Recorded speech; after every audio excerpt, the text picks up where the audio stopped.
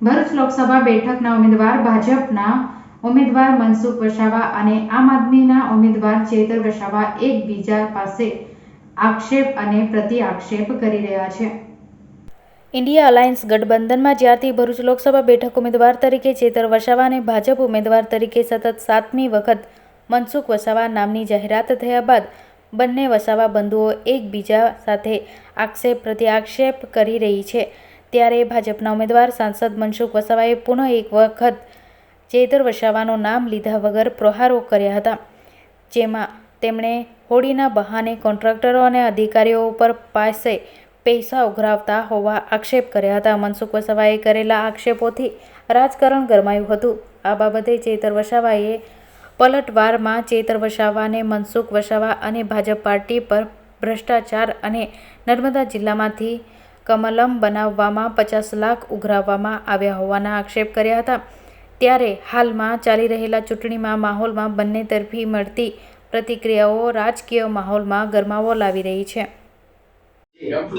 આજે પૂરા દેશમાં ભારતીય જનતા પાર્ટી ઈડીને આગળ કરીને ઈડીનો ઉપયોગ કરીને જે લોકસભાની ચૂંટણી જીતવા માંગી રહી છે। આપ જોઈ શકો છો, પૂરા દેશના જેટલા પણ વિપક્ષના નેતાઓ છે એક બાદ એક બધાને એરેસ્ટ કરીને ધરપકડ કરવામાં આવી છે। તમે જોયું હશે, મનીષ સિસોદિયાજી, સત્યેન્દ્ર જૈનજી, સંજય સિંહજી અને 2 દિવસ પહેલા અરવિંદ કેજરીવાલની ધરપકડ કરવામાં આવી છે।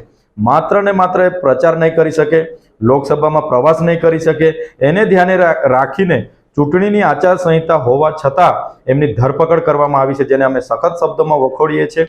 અમે માનીએ છીએ આ લોકતંત્રનું હનન થઈ રહેલું છે, ત્યારે આખા દેશના લોકો અરવિંદ કેજરીવાલ સાથે છે, એમની વિચારધારા સાથે છે।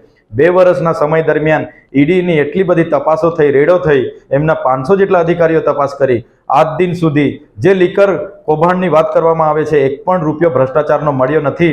ત્યારે આ જે એમનું કૃત્ય છે ઈડીનું, એનો અમે વિરોધ પણ કરીએ છીએ અને વખોડી પણ કાઢીએ છીએ।